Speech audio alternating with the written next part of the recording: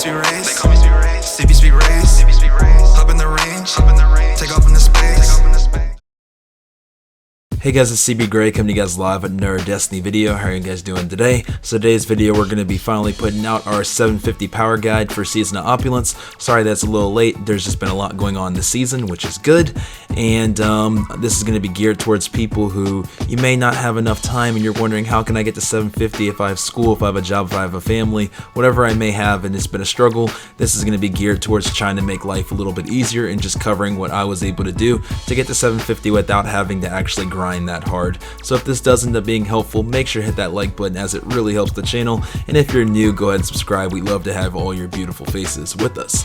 So let's get right into it. So the first thing that I want to say is, if you're not 700 and if you're wondering how can I get to 700 really quickly so that I can take part in all of the activities, you're going to want to start off by going to Benedict. He's in a new location in the Annex, which is close to the Drifter and also close to 801, and he's going to have a power surge quest for you to pick up, and this will get you up to 690. So if you're 500, if you're 400, if you're 600, whatever you may be, this is going to get you to 690 and you're going to jump way up very quickly, and this is just going to save you a lot of time instead of wasting some of your powerful engrams trying to get up to 690. So hopefully that'll help you. If you're under 690, make sure you go do your power surge quest. After that, we're going to be covering dailies and weeklies, guys, and I know they might seem self-explanatory, but they kind of rework dailies and weeklies when you're lower power. So when you're not really 730 and 740, dailies and weeklies are going to be dropping more at like +5 and +6 sometimes, and that's super valuable. So let's just go through it real quick. Make sure every day you guys are checking to see what dailies are popping up, whether you're doing your Gambit daily, make sure you do your Crucible daily, make sure you do your Strike daily, and make sure if the Heroic Adventure pops up on whatever planet it may be for that week, make sure you're knocking those out. Those were dropping at +5 on the day of the launch for the DLC, and we were very surprised about that because we were thinking they weren't going to be dropping really high, but they were. So this is going to accelerate your growth very quickly when you get started. Then you're going to want to fill that in with weeklies, and with those, obviously you have Gambit, you have Gambit Prime, you have your strikes, you have your story missions, you have your reckoning, you have Akora who has the 20 bounties that if you get done, she'll give you a powerful as well. So make sure you're collecting bounties to get those done for her. And then obviously you're gonna have a flashpoint too, which will require you to do heroic public events, lost sectors, and the heroic adventure also will count, I believe, 35% towards that as well. So those are all important things you're gonna want to do for the dailies and the weeklies. Make sure you guys are paying attention to those. Also, 3 quick bounties to note too that'll give you powerfuls, just to keep in the back of your head, that your Gambit bounty will drop our powerful gear that's from the Drifter. Also the Spider bounty, you can pick those up for ghost fragments and go kill a wanted enemy and get a very quick powerful there. And then lastly, your clan bounty as well. You can also get powerful gear from doing your clan stuff as well, which is all a nice relatively quick way of getting powerful stuff. Lastly, after that, guys, I also want to talk about the nightfall real quick, because some people do this the incorrect way, and I just want you guys to be strategic. Some people I see knock out their 100k nightfall at the same time as they're knocking out their normal nightfall, and this shouldn't be done because both of those drops are going to drop at your current light, where you're going to want to do your normal nightfall first, let that powerful weapon or armor piece drop, let it boost up your light, then go in again and do the 100k and let that boost you from that new power level that you're at. I see a lot of people making that mistake where they do their nightfall and their 100k at the same time, so make sure you don't do that. Another quick thing that I want to give, because right now I'm giving, these are the very routine powerful drops that you're going to be doing throughout the week. I'm going to be getting into what I like to call strategic powerfuls in a little bit that you're going to be incorporating into this grind that I'm talking about right now. So sit tight just for a second, because I know right now you're like, well, CB, this is just really all the stuff that I'm already seeing on my screen and I don't need to be watching a video for that. But we're going to be incorporating some strategic methods into what you're doing right here to be smart power leveling. So let me just finish off with the rest of these routine ones real quick. So lastly, just continue playing the game, because prime engrams are usually going to drop a couple a day if you're grinding pretty hard, and exotics can also rarely drop too, but those aren't anything that are in your control, so just make sure that you're just grinding the game and playing every day, and that will help you. Lastly, you'll have all your clan engrams, so if your clan's getting the Nightfall, Gambit, Crucible, or whatever they may be getting done, make sure that you're checking with Hawthorne. to be getting those powerfuls. Lastly, you get a huge boost, and this is something new in Season of Opulence, from Werner's bounties and also the Menagerie. So make sure that you're doing Werner's bounties. He has 4 each week, and once you finish them, you get treasure maps that then you can go to a certain area on one of the planets, and then you pick up a chest wherever it may be. And I actually have chest guides on every single location so far, and I'll continue to do that each week.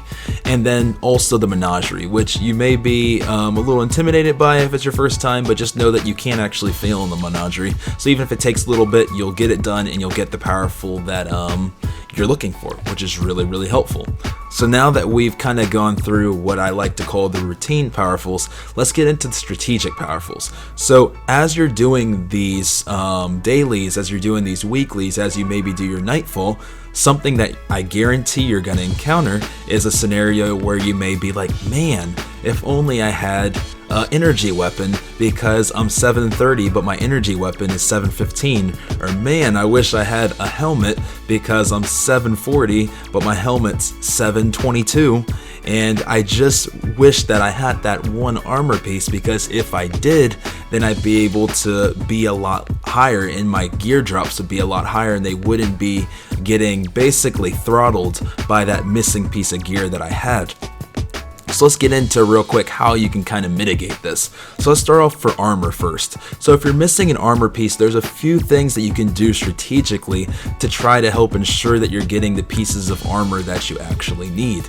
So the first thing you can do is all your Dreaming City stuff. So I haven't mentioned this stuff yet, but the Dreaming City favors armor on the drops. So if you're doing your Ascendant challenge, if you do the mission that you're able to do each week when you go talk to Petra, if you do your 8 bounties for the week and turn those in, or if you get your weekly engram for doing 2 weekly bounties from Petra, all of these things are going to have a really, really good chance of dropping Reverie Dawn gear. And that gear could be that helmet piece that you need, it could be those arm pieces that you need, or those boots, or the chest piece, or the mark. And I'm going to recommend, if you are needing arm pieces, chest piece, boots, or a mark in general, that's one of the things that you try to do. Now I know I just left off the helmet there when I just listed off those, and I'll get to that in a little bit, but for those other pieces, I think that this should be a focus if you're missing an armor piece. Another thing you can do is, if you go take a look at Ada's side of things, Ada will give you an armor piece after you finish 2 frames for the week. So these don't even need to be 2 powerful frames, you just need to complete 2 frames. So if you go to Ada, knock out 2 frames, not only will you get weapons obviously, but she'll give you an armor piece, and this armor piece could also be the armor piece that you need in order to kind of eliminate that one piece of gear that's holding you back. So it's a lot better of a chance of having only armor pieces than a normal weekly or daily that might have a chance of dropping a weapon when you need an armor piece. So this cuts down the RNG and allows RNG to be a little bit more friendly to you. Now, I know I left off that helmet earlier, and it's something that you can do to help if you're just like struggling and you're 730 but your helmet's 715 and it's just getting super frustrating, and you're like, what can I do in order to boost my helmet?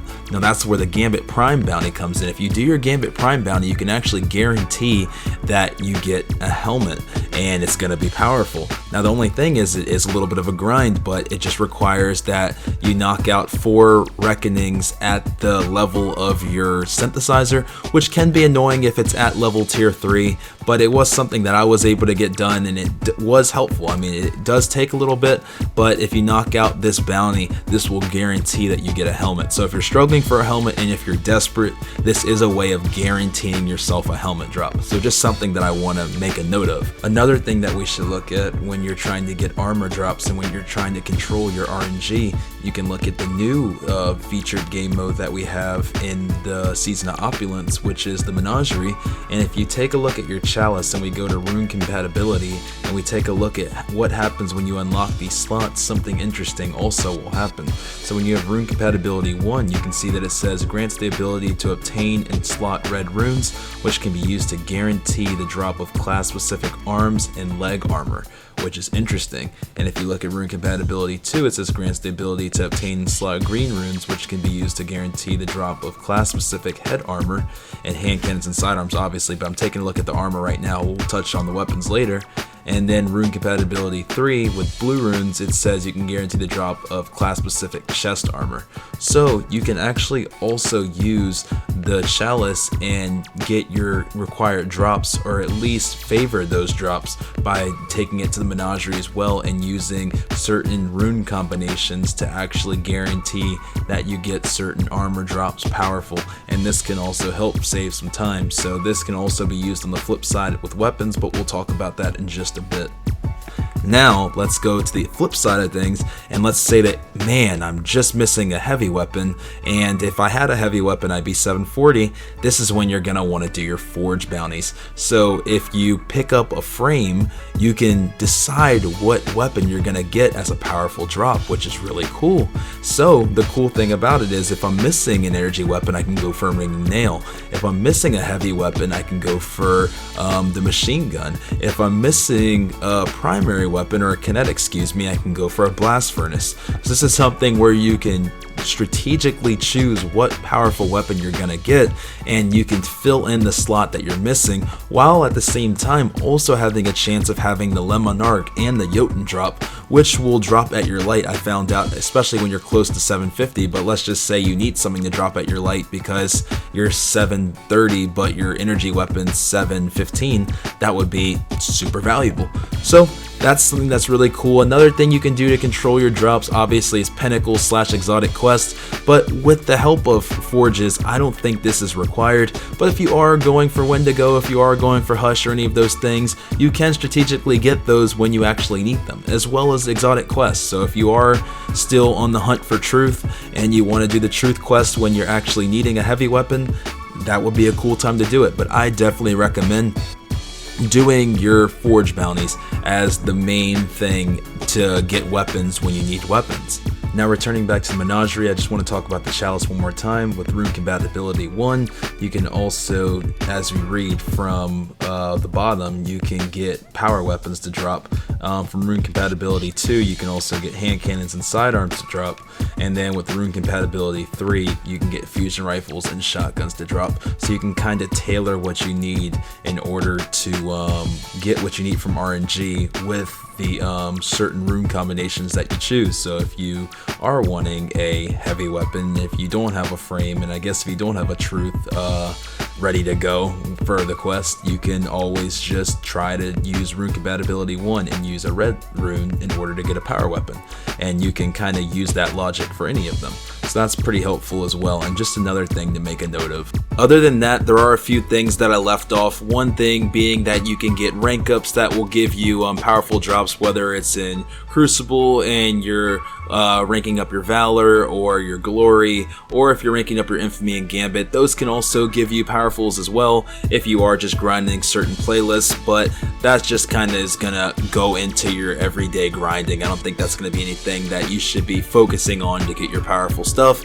Also, I know that I left out raids, but I feel like if you're knocking out Scourge of the Past, Last Wish, and Crown of Sorrows every week, you're probably not going to be needing this guide as much anyways, but those things are also a great way of boosting up your light. Now, if you don't have raids, or a raid team, excuse me, that you can kind of put together, after you've done all of these things that I've said, after you've done all your dailies, weeklies, your bounties, your nightfalls, your clan engrams, your Warrior bounties, your menagerie, and all of those strategic bounties that I was talking about doing, what you can do is take the weapons that you have on your first character, bring them over to your second character, and then you can repeat everything that I just talked about here. And I have no doubt in my mind that if you follow these steps, that within 2 weeks, you'll definitely be 750. I think you could do it even faster, but just doing it casually, I know that following this 100%, I know that you can get to 750.